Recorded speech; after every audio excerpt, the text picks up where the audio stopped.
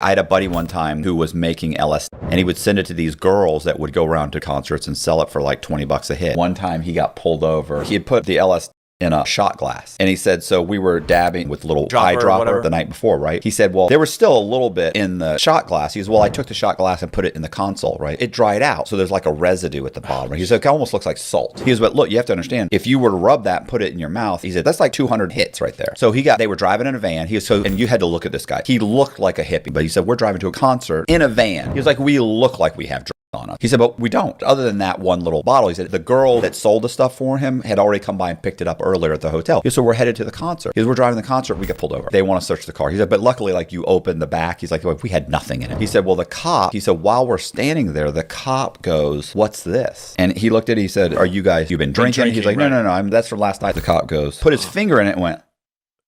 And he said, literally, when he went like that, he and his friend went, oh, and so he went like that, and the guy goes, walked over. He said, okay, you guys are good. He goes, so we get in the van, we drive. He's like, well, we're driving. He's like, so they go immediately, and they're running around the concert looking for the girls to say, we all have to get out of here. This guy just got dosed himself with 200 hits of acid. It's going to be a problem here any minute now. And he said, so while we're looking for them, and we grab one of them, and then we're looking for the other one, he said at some point, while they're trying to get to their car through the crowd without seeing anybody, he said there's a couple of cops with the main cop walking around, and they're holding him. He's looking like they're trying to get him to point out who they are, and he's all wobbly and he's like, I mean, I can only imagine when that hit. Hilarious.